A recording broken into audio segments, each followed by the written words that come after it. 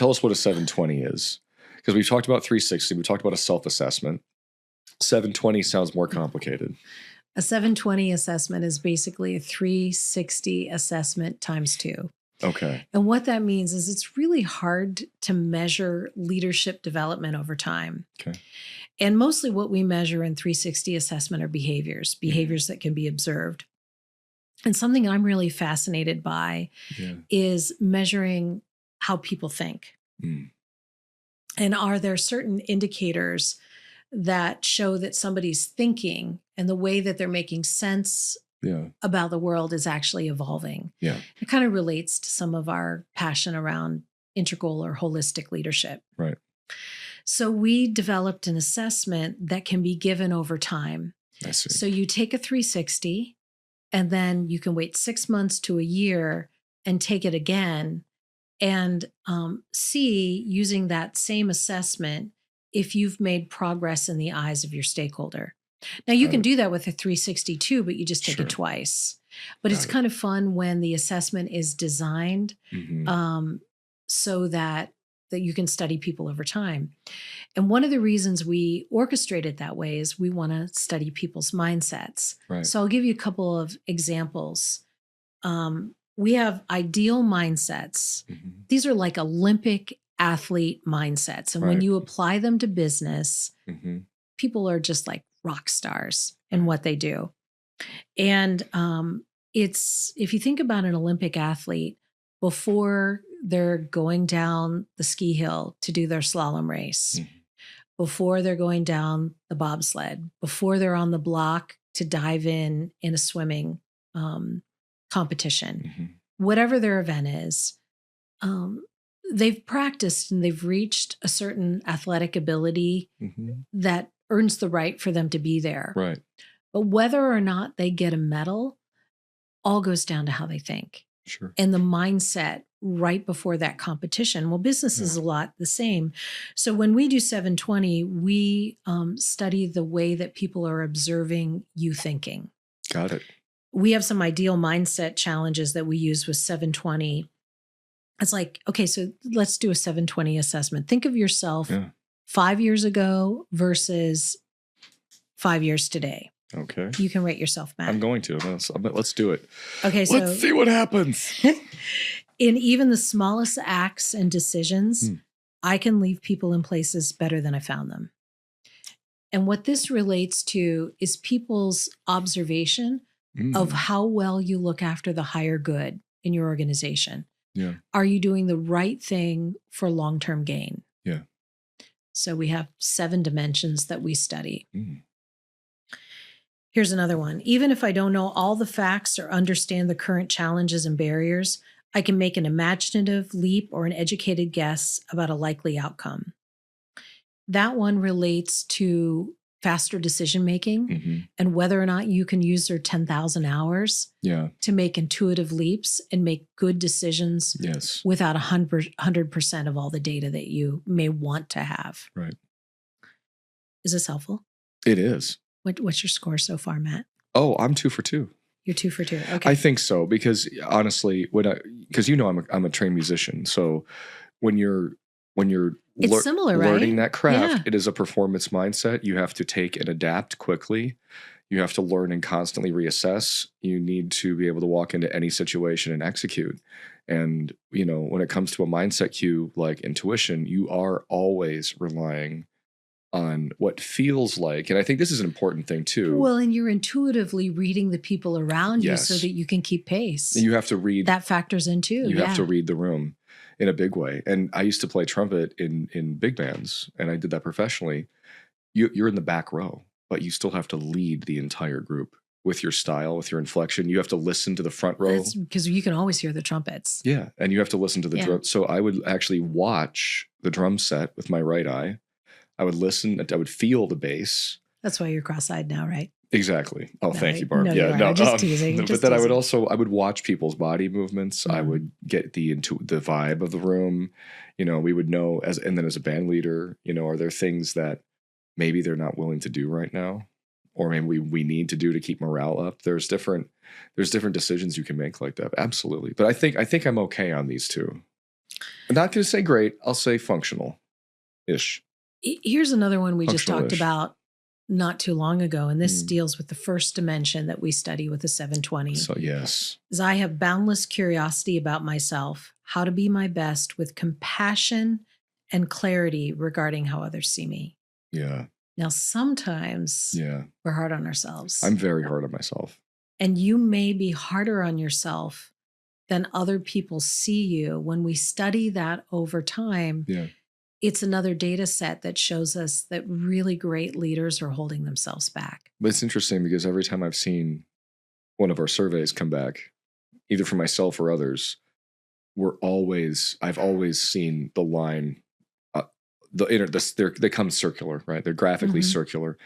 And I've seen the self rating just a little bit underneath, or if not drastically in some ways. I've seen spikes very low comparatively to how peers and leaders would assess otherwise.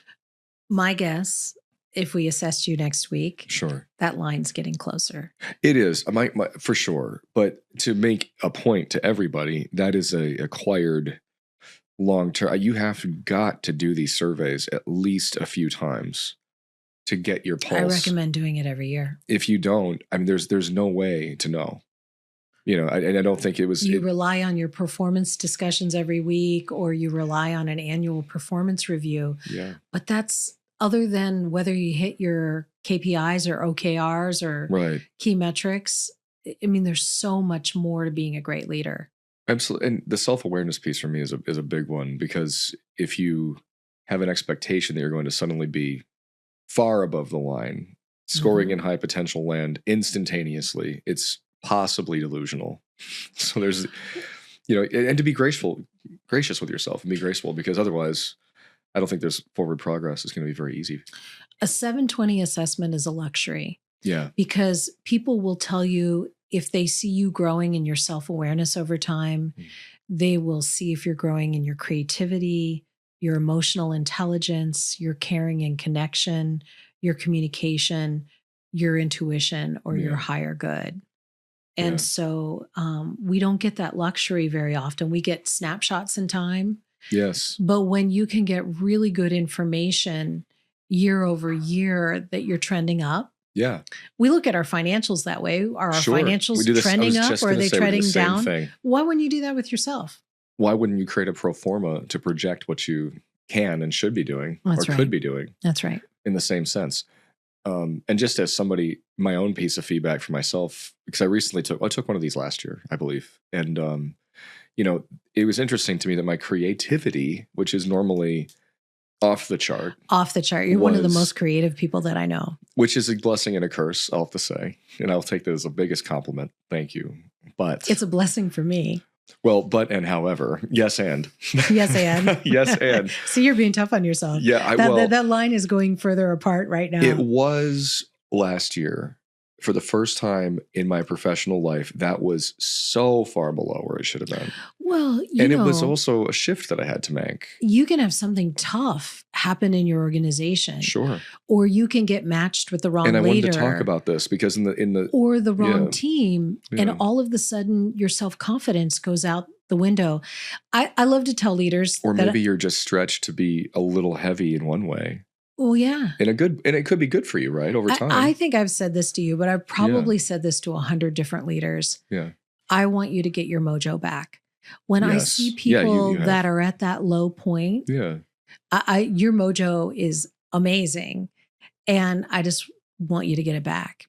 It's funny. If I look at this, I think there's two things in my little journey that I think a lot of people experience. And if you give yourself, if you do this for yourself, and for example, for me, maybe it's communication and creativity. I think those are the two that kind of dipped a little bit.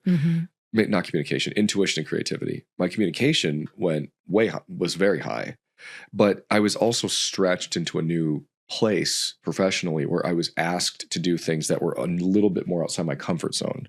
So things that I was naturally comfortable with. Well, and suddenly we're not as easy. I actually love that for you. Yeah.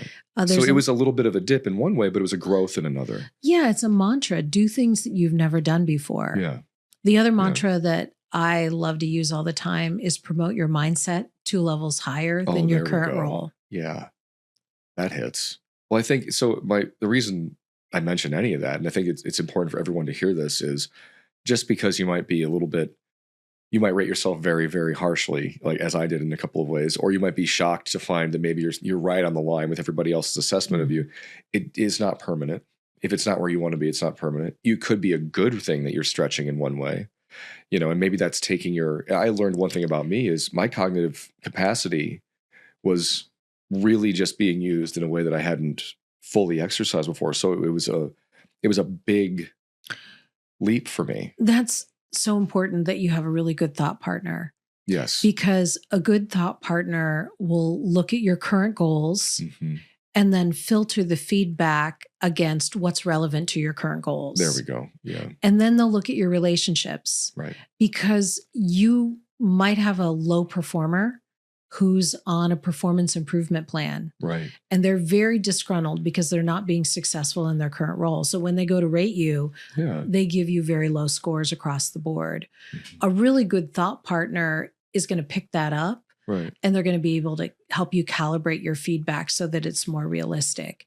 So those relationships are important. They're going to look at the environment that you're in. Right. Let's say you're in an organization and the markets are down. There are headwinds. Yeah. And so you're not hitting your financial metrics. Everybody may be rated tougher in that business cycle just because there are financial headwinds. So the environment is important. The product roadmap could have changed. Yeah, the company could be pivoting. Yeah. We could have had a strategic move that really asked us to do something that. Now, Matt, I know this would never happen to you, but you might also have a shitty attitude. There's that too. So there's me? No. the attitude that goes into whether or not you're receptive to the feedback. That's 100% accurate.